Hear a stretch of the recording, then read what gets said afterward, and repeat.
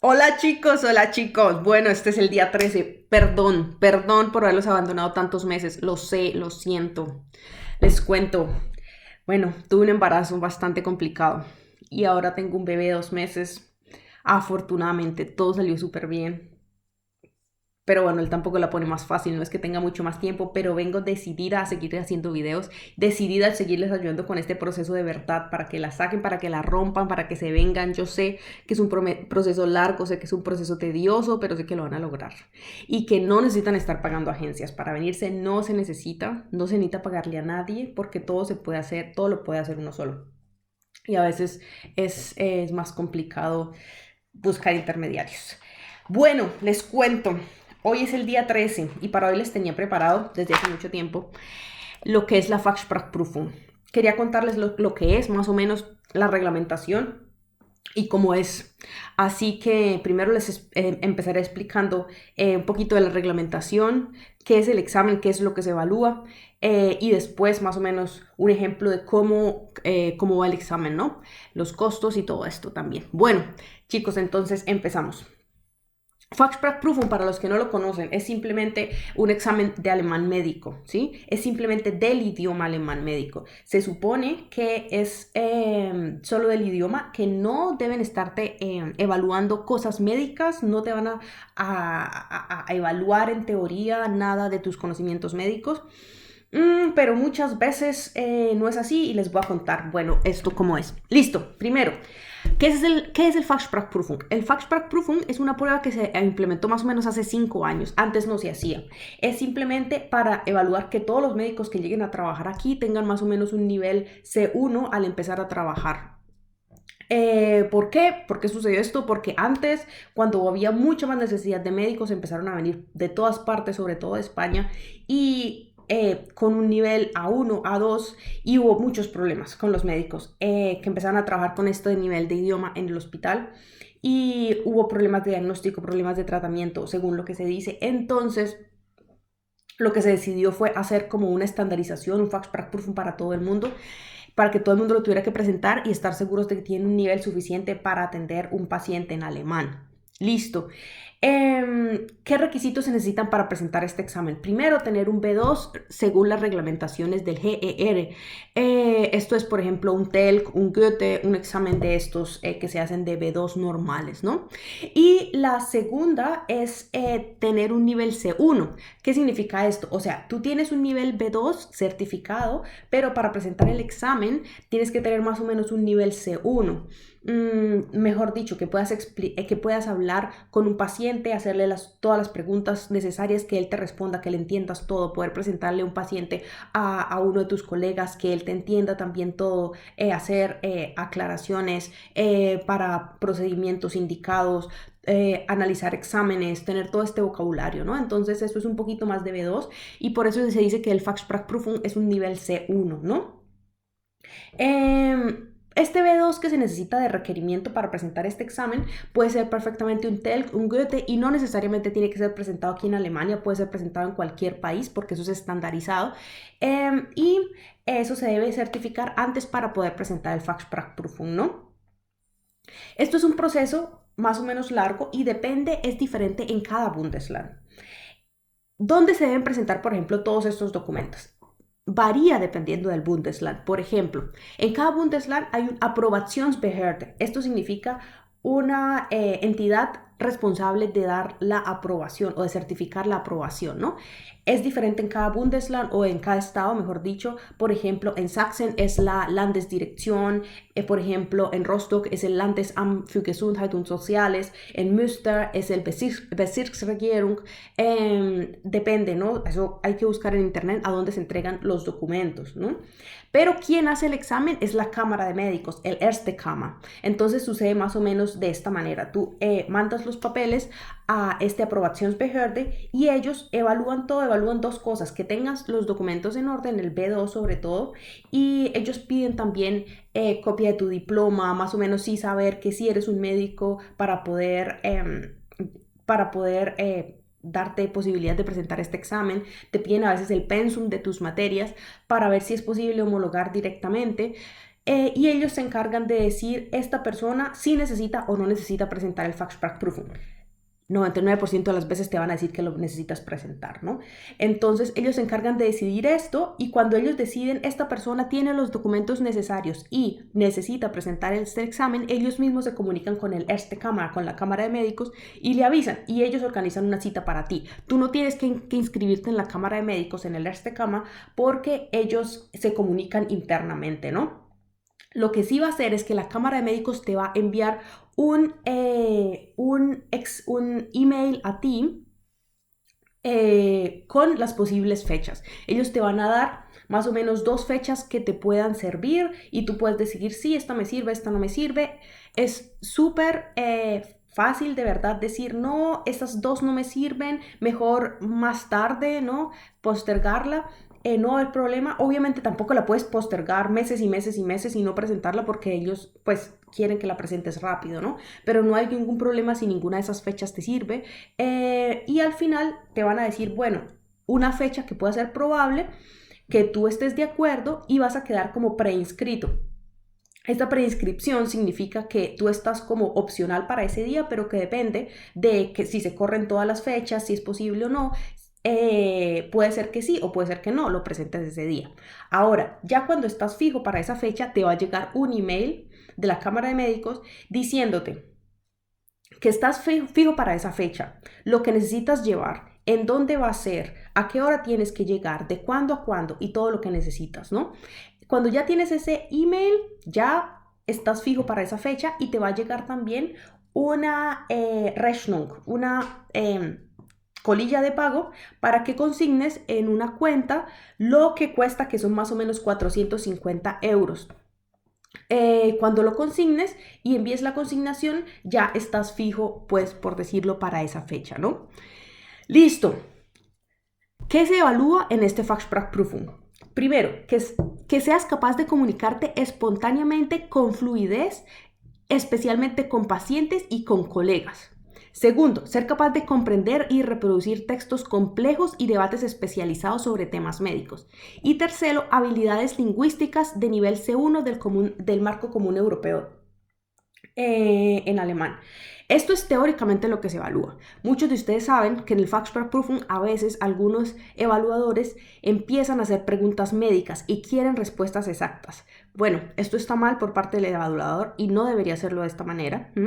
Se evalúa solamente el que seas capaz de comunicarte, porque para los conocimientos médicos ya viene otro examen que es el Kenntnisprüfung que viene después, ¿no? Listo. Hay personas que están exentas de este examen. ¿Quiénes están exentos? Dicen, los que tengan alemán hablado y escrito con fluidez, por ejemplo, que tengan alemán como lengua materna. Segundo, los que hayan completado al menos 10 años de educación general en una escuela alemana.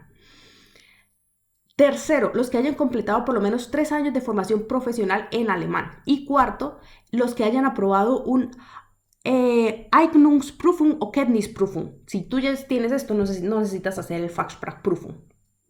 Por lo menos dentro de, no sé si en todos los estados sea así, ¿no? Pero en los estados que conozco y en este es así, ¿no? Listo. Ahora sí, ¿cómo es el examen?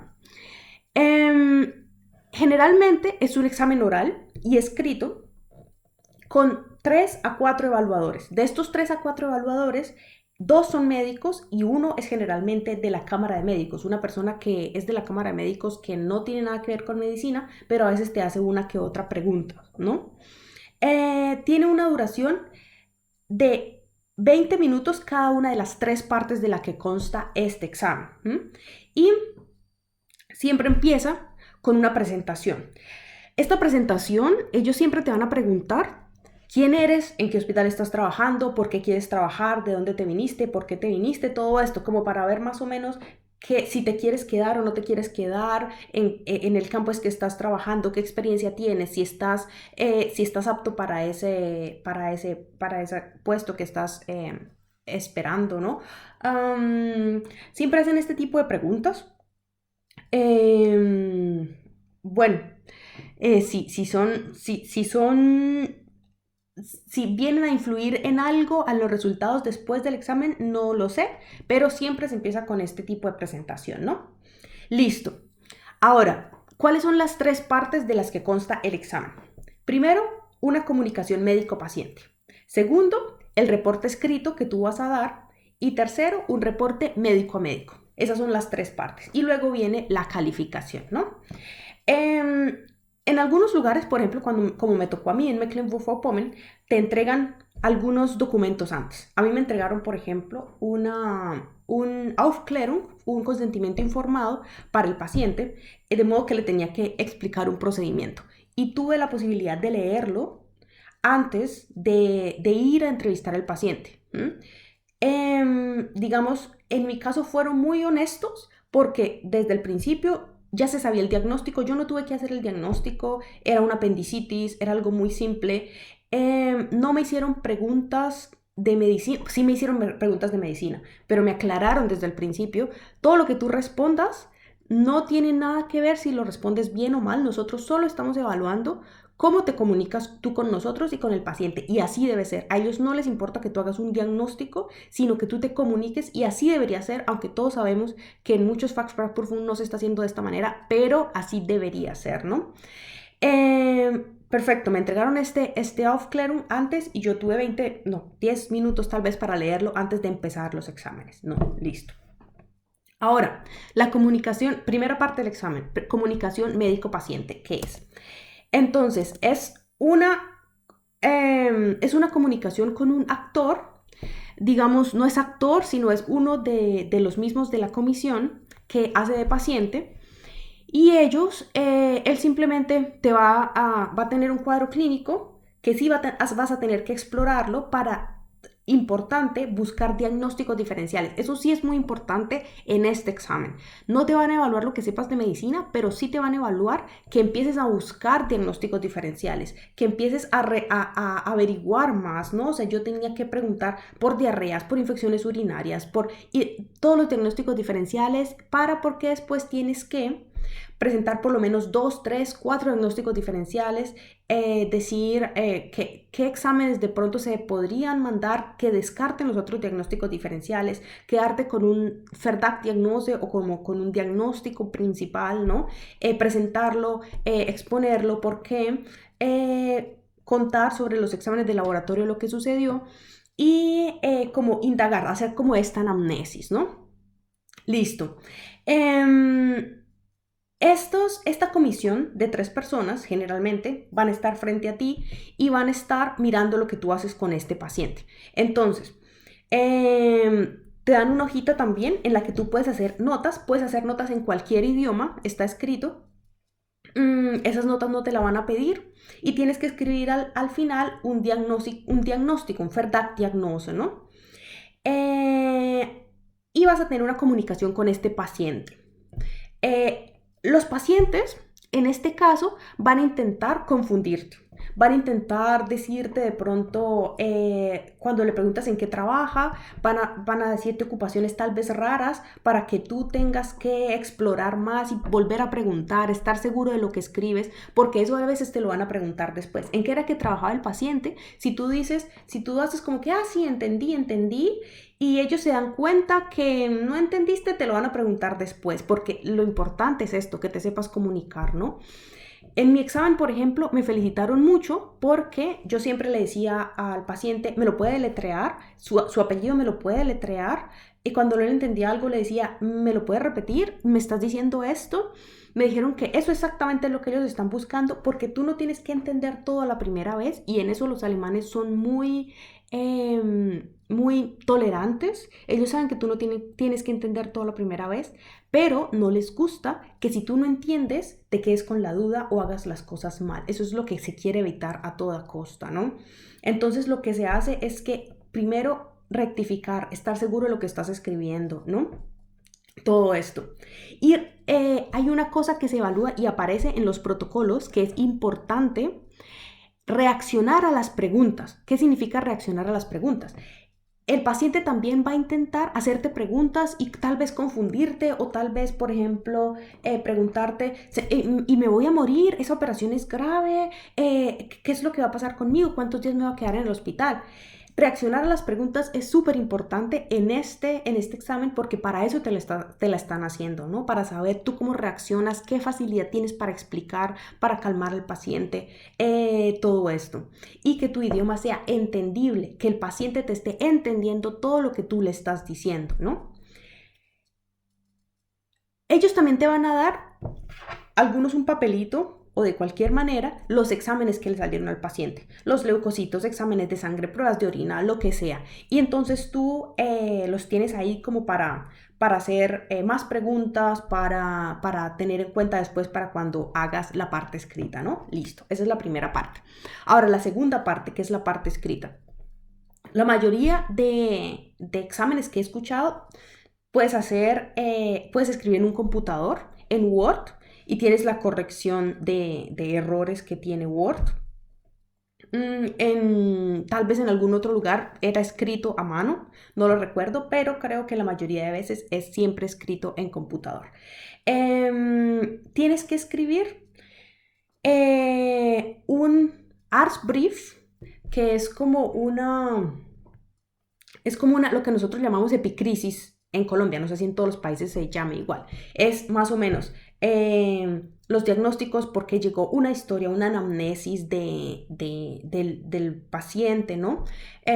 Una conclusión al final, un tratamiento y tu firma, ¿no? Es todo esto. Aquí, bueno, tienen una estructura muy diferente las cartas médicas o Arztbriefe a los epicrisis que nosotros tenemos. Por ejemplo, aquí empieza con un encabezado de la dirección del Hausarzt o médico de cabecera que tenga ese paciente a donde se va a mandar esa carta, ¿no?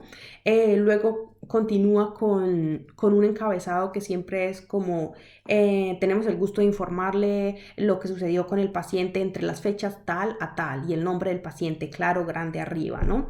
Luego debajo viene lo que es la historia clínica, por qué llegó, cómo empezó todo, por qué llegó a urgencias, cuáles eran los síntomas que se tuvo, después qué se hizo, qué exámenes se hicieron, qué salió en cada examen, solo lo relevante, no se escribe absolutamente todo. Y luego a qué conclusión se llegó, el diagnóstico al que se llegó y luego un tratamiento, la firma del que lo escribió, ¿no? Y la firma del overarch que lo rectifica. Es un poco diferente, bueno, ya para eso tendremos otros videos, pero más o menos lo importante es el contenido. Aquí te van a evaluar es el contenido. ¿Y qué se evalúa en este examen escrito, la segunda parte? Primero, que escribas oraciones completas, no hacer como escribir muchas veces como paciente con dolor, sino paciente quien ingresa por dolor, que tengas un alemán bonito al escribir estas cosas, que no sea como simplemente notas hechas en un papelito, ¿no? Que tenga un formulario estructurado, que es más o menos lo que les estaba contando, ¿no? En orden temporal de lo que sucedió, que tenga los registros de los exámenes que ellos te dieron, el papelito, que eso lo incluyas en la carta médica, ¿no? Y, por ejemplo, acá, no sé en cuántos estados, a veces te permiten utilizar un diccionario médico, pero no se te permite utilizar ningún otro tipo de ayudas, ni libros, ni teléfono, ni absolutamente nada, ¿ok? Listo. Para eso también tienes 20 minutos. Esto es una parte muy importante de este examen, es que tienes que practicar muchísimo, muchísimo, muchísimo escribir una carta en 20 minutos. Para esto existe una cantidad de patrones de cartas, ¿sí? Por ejemplo, patrones sobre lo más probable que te van a preguntar. Embolismos pulmonares, apendicitis, infección de vías urinarias, infecciones urinarias. Generalmente son cosas quirúrgicas, también coloscopias, endoscopias, cosas así como que no son tan complicadas. No te van a poner un examen de medicina interna larguísimo, sino son cartas médicas de verdad como muy concisas, ¿no? Pero de todas formas, ¿por qué es importante practicarlo? Porque en estos 20 minutos a veces no alcanzas, simplemente por el digitar en el computador o por el escribir a mano, no alcanzas a completar todo lo que querías escribir, ¿sí? Entonces es muy importante que tengas un patrón ya en mente en el que tú escribes una carta y repetirlo muchas veces hasta que lo logres sacar en 20 minutos. ¿Por qué? Porque muchas veces tú sí sabes cómo escribir la carta, pero no lo logras hacer en 20 minutos y esto es súper importante. Y si son 15 minutos, muchísimo mejor. Listo, esta es la segunda parte, que es la parte escrita. Luego viene la tercera parte, que es la comunicación médico-médico. Tú vuelves a donde estaba la comisión médica y ellos te van a preguntar. Uno va a ser como de overarst y te va a preguntar, bueno, ¿qué fue lo que pasó? Y tú le vas a preguntar. Tú le vas a contar, bueno, no, es un paciente que llega con un cuadro clínico de esto, de lo otro. A mí me pareció que era esto, por eso se le hicieron estos exámenes. En los exámenes le salió esto y esto y esto, por eso pensamos que esto y esto y al final nuestro diagnóstico final fue este. Ellos te van a preguntar, ¿y no puede ser esto? Ay, ¿por qué? ¿Y por qué le salió en esto? Ay, ¿cómo? Y por ejemplo, y en esa enfermedad, ¿cómo deberían estar los exámenes de TAC? ¿Cómo deberían estar los leucocitos, el potasio? Todo esto, ¿no? Van a intentar como que tú intentes defenderte, ¿no? En el idioma y explicar por qué sí y por qué no. En esta comunicación médico a médico, generalmente te van a preguntar diagnóstico principal y diagnósticos diferenciales. Que expliques toda la información obtenida que has tenido con el paciente. Y cuando después ya lo has dialogado todo con el overarst, que hagas una terapia y diagnóstico. Bueno, doctor, ¿y qué le va a mandar? Ay, ¿y ese medicamento? ¿Y cómo se lo va a mandar? ¿En qué dosis? Puede ser que te pregunten, ¿no? Todo esto también como para evaluarte el vocabulario médico. Vocabulario médico es algo muy importante aquí. Ahí sí hay una parte en la que pueden ser un poco malvados y no te van a permitir utilizar términos en latín. ¿Qué es lo que pasa? Generalmente nosotros, los médicos, utilizamos a nivel mundial términos en latín, ¿sí? Por ejemplo, pancreatitis, gastritis, todo lo demás. Y es muy fácil porque aquí se entienden perfectamente cuando tú dices estas palabras en latín, se entienden perfectamente. Lo que pasa es que hay algunos evaluadores que son tan especiales que quiere que le diga, bueno, listo, doctor, y dígame cómo se dice eso en alemán. Entonces, por ejemplo, pancreatitis ist Bauchspeicheldrüsenentzündung. Esto sí corresponde al examen, ¿no? Pero pues es un poco, son muchísimos términos y no necesariamente uno necesita saberlos todos para trabajar en alemán. Si uno se sabe los términos en latín, se va a poder defender en un hospital, pero les gusta preguntarlos. Así que recomendadísimo de pronto echarse una mirada en un diccionario latín, alemán, de estos términos médicos, cómo se dicen todos estos términos en alemán puro, ¿no? Y decirle en estos términos, porque igual, así no te los pregunten, les encanta que tú digas estos términos y no digas el término en latín, y eso te va a subir puntos, así que de todas formas, ¿no? Listo. Cuando ya pasaste esta parte, te sacan del cuarto y ellos empiezan su discusión. Ellos empiezan a decir como, sí, bueno, esto estuvo bien, esto estuvo mal, tú no escuchas esta parte. Y van a definir si tú pasas o no pasas el examen, ¿ok? Luego te van a llamar adentro y te van a decir, sí, pasaste, te felicito, puedes recoger tu documento, te va a llegar al email, bla, bla, bla, ellos te explican cómo lo vas a recoger. O lo siento, no pasaste, tienes que volverlo a presentar, puedes inscribirte para los siguientes meses. En caso que no lo pases, recomendable inscribirte para cuando te den la fecha, no intentar presentarlo tan pronto, porque muchas veces cuando la comisión te ve de nuevo y dicen como, tú sí tuviste tiempo para estudiar, nosotros creemos que no ha sido suficiente tiempo, no te vamos a dejar pasar. Le ha pasado a algunas personas. Se lo han dicho claramente. Date tiempo, estúdialo bien, haz hospitaciones, aprende más en el hospital, coge buenos términos médicos para que de verdad llegues una segunda vez a presentarlo bien. Y en caso de que lo pases, pues muy bien, después te va a llegar, eso sí, en cuestión de par de días, súper rápido, te va a llegar que lo pasaste y te va a llegar, dependiendo del estado, ¿no? Pero en la mayoría, un Berufserlaubnis que va a permitir que tú ya empieces a trabajar. Este Berufserlaubnis con esto no vas a poder hacer tu residencia, pero te permite estar trabajando y tener un sueldo mientras te preparas para el segundo examen, que es el Kenntnisprüfung, que es el examen de aprobación, ¿no? Que es el de medicina de verdad. Lo bueno de este examen es que lo puedes presentar muchas veces. No sé si hay un límite, creo que no hay un límite, pero lo puedes presentar 1, 2, 3, 4 veces, no hay. El siguiente examen sí tiene un límite, el Kenntnisprüfung lo puedes presentar máximo 3 veces y lo puedes presentar una cuarta vez con abogado, pero este examen, el Fachsprachprüfung, no. O sea, no hay problema, lo puedes seguir presentando hasta que lo pases. Generalmente, si lo tienes que presentar varias veces, es cuestión de tiempo, sí, es cansón, sí, pero no repercute, pues en tus notas, ¿no? Sí, entonces no preocuparse, cogerla con calma, de verdad, coger buenos libros, vayan al video que les hice sobre los libros para aprender alemán, estudiar bien, tratar de defenderse muy bien. Y una recomendación súper que les hago, cojan temas fáciles, tanto para este como para el siguiente examen de aprobación, cojan temas fáciles. O sea, no empiecen a irse por la hematología, por la cirugía pediátrica, porque les van a preguntar de verdad neumonía y apendicitis. Entonces, siempre estas cosas, tenerlas súper claras. Aquí el examen físico no es tan importante como en el siguiente examen, que es súper importante. Aquí el examen físico no lo vas a hacer porque es un actor, no le van a dar mucha importancia a eso. Puede ser que sí te hagan preguntas de examen físico, pero más que todo es como debatir.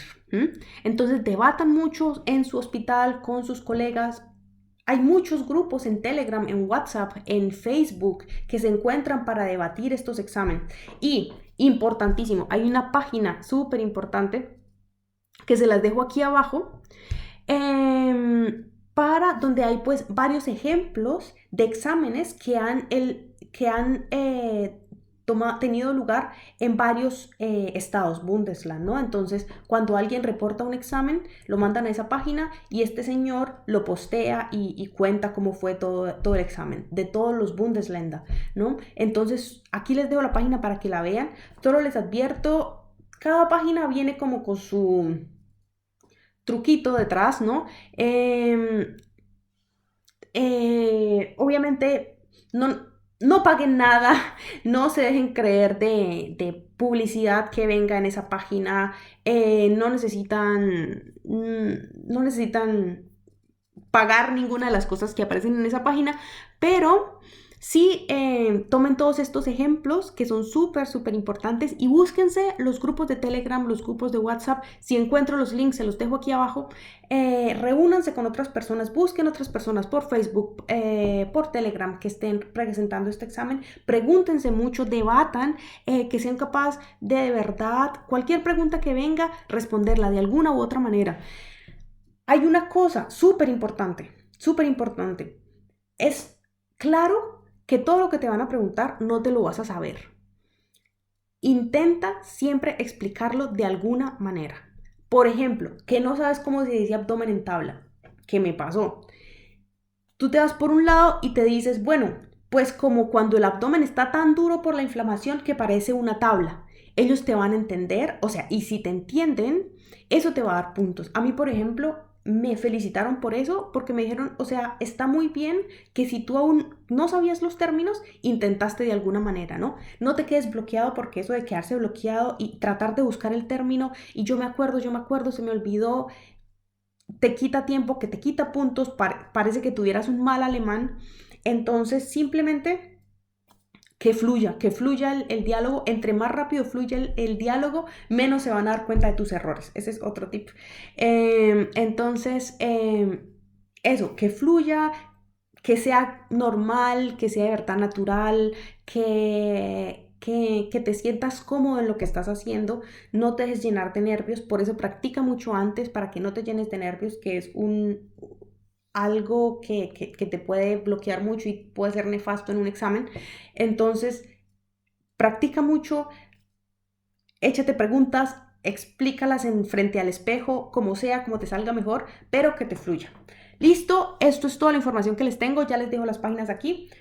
Un beso, los quiero mucho y de verdad que nos estamos viendo en los siguientes videos porque voy a empezar otra vez a seguir con toda la información, falta muchísima información, toda la información que de verdad falta y se los voy a seguir subiendo para que sigan con este proceso de verdad. Un besito, los quiero mucho, estamos hablando, chaito.